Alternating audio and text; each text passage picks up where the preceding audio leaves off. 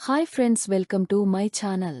December 2 Polipadyami రోజు పోలి దీపాన్ని ఏ విధంగా వెలిగిస్తే సకల శుభాలు కలుగుతాయో, నదిలో ఎన్ని దీపాల వదలాలి, ఏ సమయంలో దీపాలు వదలాలి, ఇంట్లో ఎన్ని దీపాలు వెలిగించాలి, తులసి పూజ విధానం, పోలి దీపాన్ని ఏ రోజు ఎలాంటి విధివిధానాలతో వెలిగించాలో ఈ వీడియోలో మనం తెలుసుకుందాం. వీడియోలోకి వెళ్లే ముందు మా చిన్న రిక్వెస్ట్ ఏంటంటే, ఇంతకు ముందు మా ఛానల్ మీరు సబ్స్క్రైబ్ చేసుకోకపోతే సబ్స్క్రైబ్ చేసుకోండి. అలాగే గంట సింబల్ని క్లిక్ చేయండి. అప్పుడే మీకు మా వీడియో నోటిఫికేషన్లో వస్తాయి. అలాగే ఓం శ్రీమాత్రే నమః అని కామెంట్ చేయండి. ఆ అమ్మవారు మిమ్మల్ని కంటికి రెప్పలా కాపాడుతుంది. డిసెంబరు 1 కార్తీక అమావాస్య వచ్చింది. డిసెంబరు 2 పోలిపాడ్యమి అంటారు. ఈ రోజుతో కార్తీకమాసం పూర్తై మార్గశిర మాసం మొదలవుతుంది. కార్తీకమాసంలో నెలరోజుల పాటు నియమంగా పాటించినవారు కార్తీక అమావాస్య మర్నాడు మార్గశిర మాసం మొదటి రోజు అయిన పాడ్యమి రోజు దీపాలు వెలిగిస్తారు. ఆ రోజుతో కార్తీకమాసం పూర్తయినట్టు. ఈ రోజునే పోలిపాడ్యమి లేదా పోలిస్వర్గం అంటారు. కార్తీకమాసంలో ఏ రోజు దీపాన్ని వెలిగించలేకపోయినా నెల రోజులు ఎలాంటి నియమాలు పాటించనివారు కనీసం పోలిపాడ్యమి రోజైనా 30 ఒత్తులను అరటి దొప్పల్లో పెట్టి వెలిగించి నీటిలో వదిలితే మాసమంతా దీపారాధన చేసిన పుణ్యం లభిస్తుందని పండితులు చెబుతున్నారు. పోలి దీపం ప్రాముఖ్యత. పోలి దీపాన్ని ఎందుకు వెలిగించాలి? పోలిపాడ్యమికి ఉన్న గొప్పతనం ఏంటంటే, కార్తీకమాసం 30 రోజులు కూడా మీరు శివాలయంలోగాని విష్ణువాలయంలో కాని ప్రదోషకాలంలో దీపాలు వెలిగించిన ఫలితం మొత్తం పోలిపాడ్యమి రోజు వెలిగించే దీపం వల్ల లభిస్తాయి. కాబట్టి ఎవరైనా కార్తీకమాసంలో ప్రతిరోజు శివాలయానికి విష్ణువు ఆలయానికి వెళ్లి ప్రదోషకాలంలో దీపాలు వెలిగించడం ఇలా 30 రోజులు చేయలేనివాళ్లు 30 రోజులు కార్తీకమాసంలో దీపాలు దేవాలయ ప్రాంగణంలో వెలిగించిన ఫలితం ఒకేసారి రావాలంటే పోలిపాడ్యమి రోజు పోలి దీపాన్ని వెలిగించాలి. నదిలో పోలి దీపం వెలిగించే విధానం. మరి ఈ పోలి దీపాన్ని ఎలాంటి విధివిధానాలతో వెలిగించాలనే విషయాన్ని పరిశీలిస్తే, ముందుగా మీకు దగ్గరలో ఉన్నటువంటి నీళ్ల ప్రవహించే నది దగ్గరకు వెళ్లి నదిలో పోలి దీపాలు వెలిగించుకోవాలి. నదిలో పోలి దీపాలు ఎలా వెలిగించాలంటే, ఒక అరటి డొప్ప తీసుకుని అరటి డొప్పలో బియ్యపు పిండితో రెండు వైపులా గోడలాగా కట్టాలి. ఆ తర్వాత పసుపు కుంకుమ అక్షింతలు వీటన్నిటిని కూడా అరటి డొప్ప మధ్యలో ఉంచి అక్కడ 2 కుంభవత్తులు తీసుకుని ఆ కుంభవత్తులు 2 ఆవు నెయ్యిలో తడిపి అరటి డొప్పలో ఉంచి వాటిని వెలిగించి పారే నీళ్లల్లో వదిలిపెట్టాలి. గృహంలో పోలి దీపం వెలిగించే విధానం. అయితే ఆధునిక కాలంలో చాలామందికి ఇలా నదికి వెళ్లి నదిలో దీపాలు వెలిగించి వదలటం అనేది కష్టం అవుతుంది. నగరాలలో ఉండేవాళ్లకి లేదా ఉద్యోగపరంగా వృత్తిపరంగా ఆఫీస్లకి వెళ్లేవాళ్లకి కాలేజీకి వెళ్లేవాళ్లకి ఇలా నదిలో పోలి దీపాలు వెలిగించడం కష్టమవుతుంది. అలాంటి వాళ్లకి ప్రత్యామ్నాయంగా గృహంలోనే పోలిదీపాలు వెలిగించుకోవచ్చు. మీ గృహంలో ఒక మట్టి పాత్రలో కాని ఒక ఇత్తడి పాత్రలోగాని ఒక రాగి పాత్రలో కాని నీళ్లు పోయాలి. నీళ్లల్లో ఒక మట్టి ప్రమిద లేదా ఒక ఇత్తడి ప్రమిద లేదా ఒక రాగి ప్రమిద ఉంచి ఆ ప్రమిదలో దీపాలు వెలిగించుకోవచ్చు. 33 వత్తుల పోలి దీపం. కార్తీకమాసంలో 30 రోజులకు సంకేతంగా 30 ఒత్తులు, పాడ్యమికి సంకేతంగా 2 వత్తులు, 32. కార్తీకమాసంలో 30 రోజులకు తగులు మిగులు +1 అన్ని కలిపితే 33. 33 ఒత్తులు వేసి దీపాన్ని వెలిగించుకుంటే అద్భుత ఫలితాలు కలుగుతాయి. కాబట్టి ఇంట్లో పోలి దీపం వెలిగించుకునేవాళ్లు ఎవరైనా సరే నీళ్లల్లో అరటి డొప్ప ఉంచి దానిలో 33 వత్తులు వేసి దీపాన్ని వెలిగించుకుంటే మంచిది. పిండి దీపం మరియు ఇతర పద్ధతులు.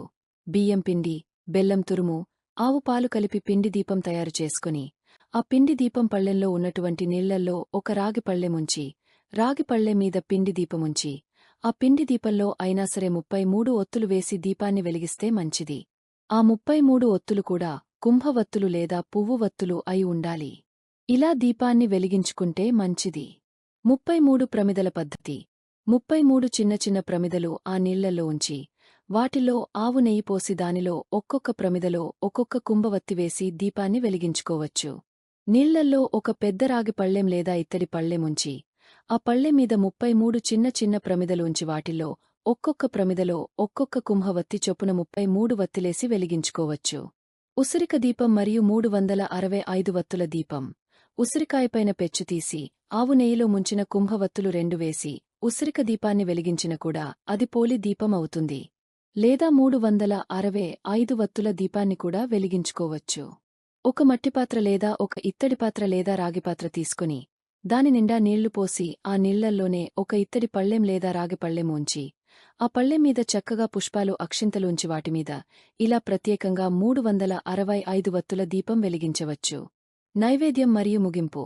మీరు నదిలో పోలి దీపాన్ని అరటి డొప్పలు వెలిగించి దీపాన్ని విడిచిపెట్టినా లేదా గృహంలో పోలి దీపాన్ని వెలిగించుకున్నా పంచదారగాని పటిక బెల్లంగాని అక్కడ నైవేద్యంగా సమర్పిస్తే ఉత్తమ ఫలితాలు కలుగుతాయి. పోలిపాడ్యమి సందర్భంగా ప్రత్యేకమైన విధి విధానంతో పోలి దీపాన్ని వెలిగించండి. కార్తీక మాసం 30 రోజులు శివాలయం ప్రాంగణాల్లో లేదా విష్ణువు ఆలయ ప్రాంగణంలో ప్రతిరోజు దీపాలు వెలిగించినటువంటి విశేషమైన ఫలితాన్ని పొందండి. తులసి పూజ విధానం.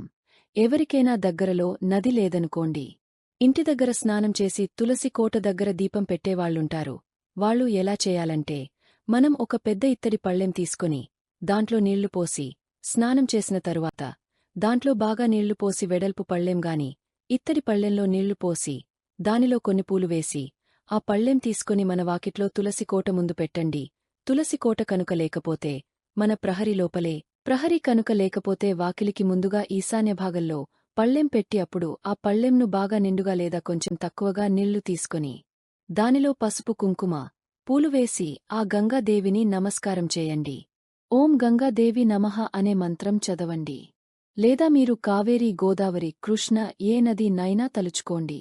మీ మనస్సులో ఏ నదిని తలుచుకుంటే ఆ నది గంగాదేవి రూపంగా మారుతుంది. అప్పుడు మీరు భక్తి శ్రద్ధలతో నదిలో ఏ విధంగా అయితే ఆ దీపం వదులుతారో అలా పళ్ళెంలో వదలండి. తర్వాత మీ పనులు ఏమైనా ఉంటే చూసుకోండి. ఆ దీపం కొండెక్కిన తరువాత ఎవరు తొక్కని ప్రదేశంలో నీళ్లు పోయండి లేదా చెట్టు మొదలులో పోయండి. పోలిపాడ్యమి కథ. పూర్వం ఓ గ్రామంలో ఉమ్మడి కుటుంబంలో 5గురు కోడళ్లుండేవారు. వారిలో చిన్న కోడలే పోలి. ఆమెకు దైవభక్తి ఎక్కువ. కాని ఆ దైవభక్తే శాపంగా మారి అత్తగారి ఆగ్రహానికి కారణమైంది. చిన్న కోడలి భక్తి చూసి ఓర్వలేని అత్త తనకన్నా భక్తురాలు ఉండకూడదని భావించింది. అందుకే పోలిని ఏ పూజలు, నోములు, వ్రతాలు చేయనిచ్చేది కాదు. తనను అనుసరించే మిగిలిన కోడళ్లతో అన్ని చేయించేది. కార్తీకమాసం రానే వచ్చింది. నెల రోజులు ఇంటి పనులన్నీ చిన్న కోడలికి అప్పగించి మిగిలిన కోడళ్లను తీసుకుని నదీతీరానికి వెళ్లి స్నానమాచరించి దీపాలు వెలిగించి వచ్చేది అత్తగారు. అస్సలు నిరాశ చెందని పోలి ఇంటి దగ్గరే పెరట్లో ఉన్న పత్తినుంచి ఒత్తి చేసుకుని వెన్నను రాసి దీపం వెలిగించేది. నదికి వెళ్లినవాళ్లు తిరిగి వచ్చేసరికి ఆ దీపం కనిపించకుండా బుట్ట బోర్లించేది. ఇలా కార్తీకమాసం మొత్తం నెల రోజులు దీపం వెలిగించింది. కార్తీకమావాస్య తర్వాత పాడ్యమి రోజు కూడా ఎప్పటిలా ఇంట్లో పనులు పూర్తి చేసుకుని దీపం పెట్టింది. ఎన్ని అడ్డంకులు ఎదురైనా భక్తి తప్పని పోలిని చూసి దేవదూతలు దిగివచ్చారు. ఆమెను ప్రాణాలతోనే స్వర్గానికి తీసుకెళ్లేందుకు సిద్ధమయ్యారు. నదికి వెళ్లి వచ్చిన అత్తగారు తోడికోడళ్లు పుష్పక విమానాన్ని చూసి ఆశ్చర్యపోయారు. తమ భక్తికి మెచ్చి అది వచ్చిందనుకున్నారు. కాని దేవదూతలు పోలిని తీసుకెళ్లేందుకు సిద్ధమయ్యారు. తాం కూడా వెళ్లాలన్న పట్టుదలతో పోలి కాళ్లు పట్టుకుని వేలాడారు. అయినప్పటికీ ఎలాంటి ఫలితం లేకపోయింది. స్వర్గానికి వచ్చేంత కల్మషం లేని భక్తి పోలికి మాత్రమే ఉందని చెప్పారు దేవదూతలు. కార్తీక అమావాస్య మర్నాడు వచ్చే పాడ్యమి రోజు దీపం వెలిగించి పోలి కథను చెప్పుకుని ఆమెలా స్వర్గద్వార ప్రవేశం కల్పించాలని ప్రార్థిస్తారు భక్తులు. నెల రోజులు ఎలాంటి నియమాలు పాటించని వారు కనీసం పోలి పాడ్యమి రోజైనా 30 ఒత్తులను వెలిగించి అరటి దొప్పల్లో పెట్టి నీటిలో వదులుతారు. ఇదే రోజు బ్రాహ్మణులకు దీపదానం చేస్తారు.